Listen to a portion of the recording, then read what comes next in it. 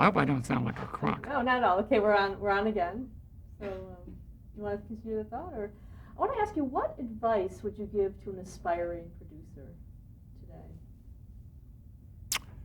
Go into real estate. No. No. I aspiring producer, it's tough today, you know. They're talking about showrunners, you know, filmmakers. They used to be called producers.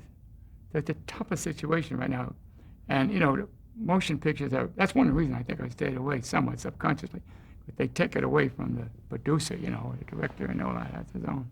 Where TV is still produces, although that's beginning to soften up also. Except in my case, I can still get away with a certain amount, but, you know, even then it's tough. I always had to bring somebody with me. We're right now we're developing place format again.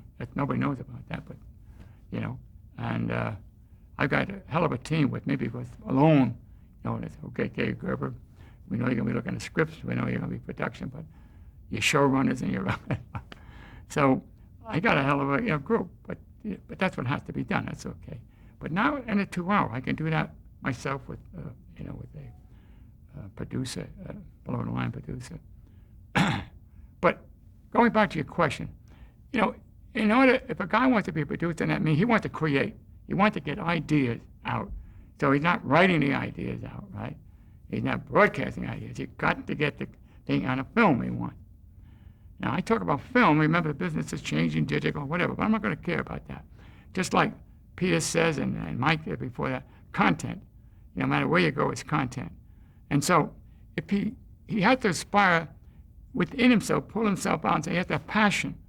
He has an understanding of what the world around him. I tell these people, you know, read all the magazines you can, read all the newspapers you can, look at documentaries you can, go to movies if you can. Take the world in.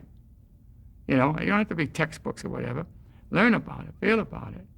I mean, would a woman really say screw you because you said there's a lint on her shoulder?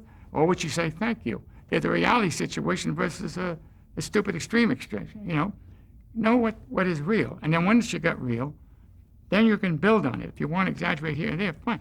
You have a reality base. And I only talk about reality base because they're not doing satire, you know, that kind of stuff. But they all, so I'm saying to him, he has to first be comfortable within himself. First be able to discuss things and know about the world and be learned. Be learned. You don't have to be intellectual, right? But just be learned. And that passion, I can't tell you how much it means because it keeps you going. It makes you believe in yourself. And then, you know, you look at all film you can, and then the next step is, I guess, somebody saying, all right, you know, I'm going to give you a break. Now, a lot of times, producers, you know, they go below the line. Some of them, you know, they work as assistant directors, casting directors, whatever, or they work as assistant, you know, situation. And I'm not so sure today whether they're really getting the right background at the moment because the way the business seems to be, you know, they don't care about producers as much. But I think people work underneath a Dick Wolf, for instance, you know, or John Wells. They have a great chance to learn and expand, like some of the people I know. So I think you got to stay in the game. You got to look for things that you feel you want to do. Forget what you want to do because you feel it's interesting. And trust your instincts. If you think it's interesting, people are going to find it interesting. And you have to hang in on that and believe in that. You know, you also get a good agent. So, you know, it's hard to define what you tell them, but I think a lot of that is within how much you want it. How much has your sales ability played into your sales? Success? Your sales ability. Well, it's all sales. I mean, if you're a producer, you're selling yourself. You're selling yourself on a project. You know, you're going to sell a writer on it, or you're going to sell it. So you can use the word sell, but you know, that's what it is. It's not like the old days. I mean, that's, you know, when I was selling film or packages. And so I think, you know, when you say sell, it's a matter of like I just told you about place format. If we get past it, you go to networks.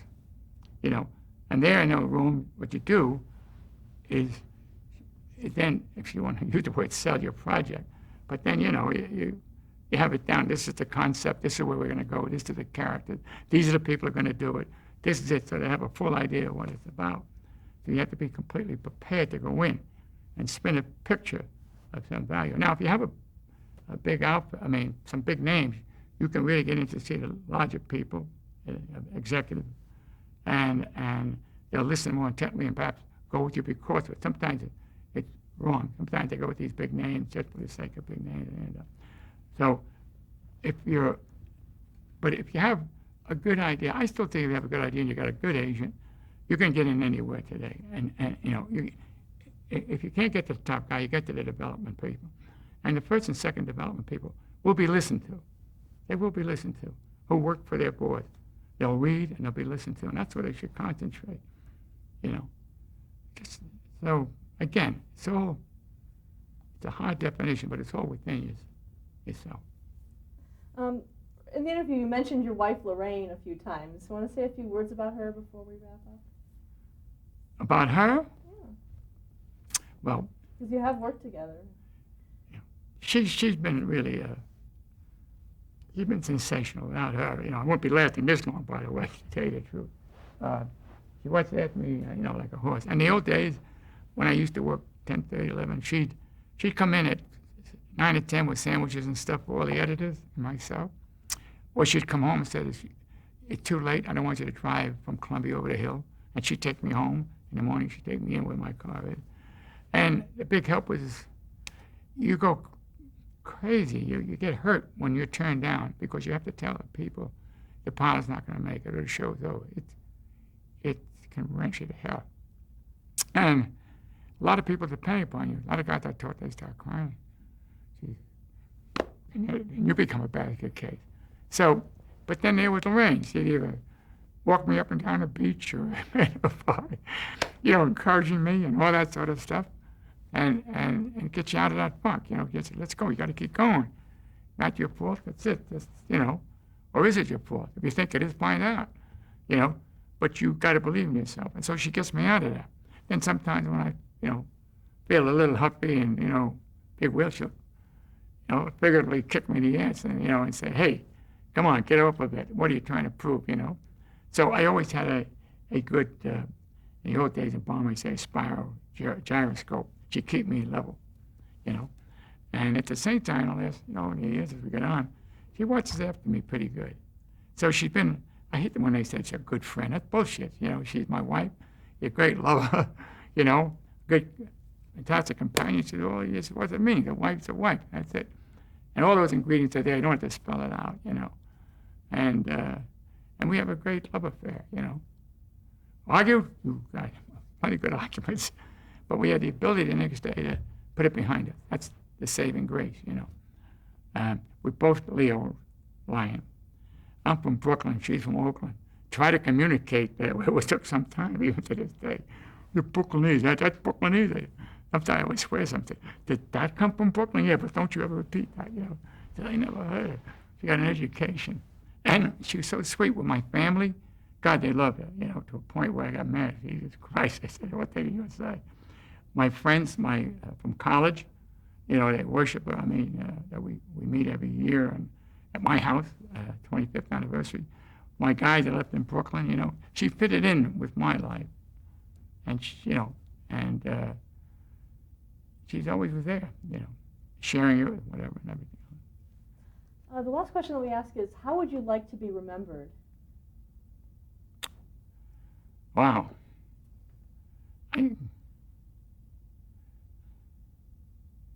I meant well, and I tried hard. I think I'm a pretty good person. On behalf of the Archive of American Television, thank you so much. Yeah. That's all you can do. I meant well. Sometimes. And I did my best. Thank you very much. Thank you. I really enjoyed it. Now I'm going to find out who the hell I am.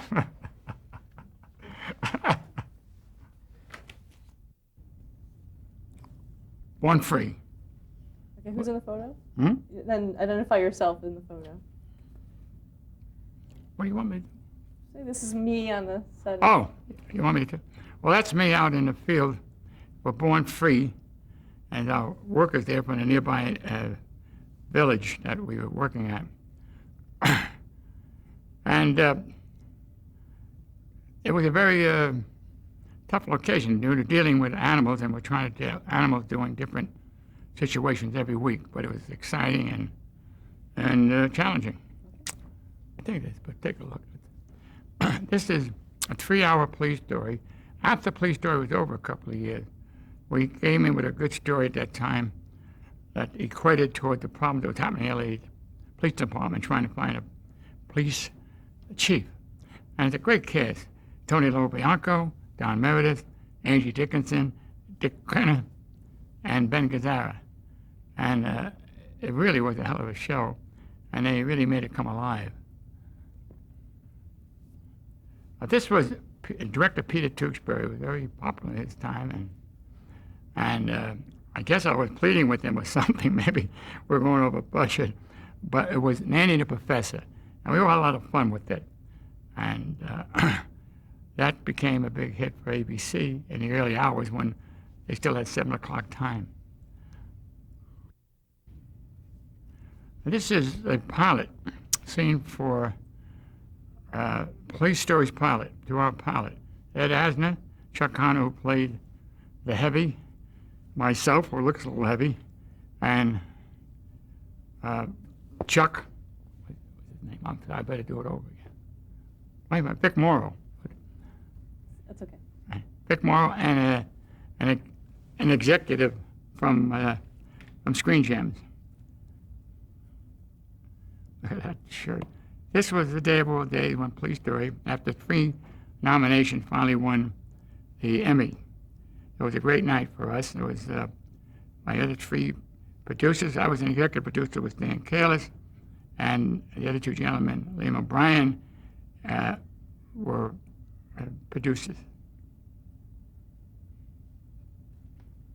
Signatory is the name of the fellow who started out as an editor on the show and became a producer. Jesus. This is Sinbad, the sailor's boat that traveled the 7 seas throughout the world. You can see how we did it. We just launched it, stayed in one place, and we looked out into the water and shot there. And that's myself in the middle examining the boat and wondering if this thing will hold up. It was a great bit of magic for the series. This is on location in South Africa for Born Free. We're all discussing, various plans, and that was the head of production who was asking me what's going on, and that's why I think I had that smile. I was afraid to tell him. Great. That's good.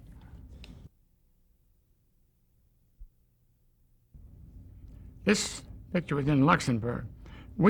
I'm proud of this. We dealt a large trench and duplicated with World War I conditions. We muddied up everything. The poor actors had to go through all of it. And it really looked like the front lines of World War I. It was an amazing bit of work by our people. And a lot of heavy work with those uniforms and working in the mud every day. But the reality of the situation paid off.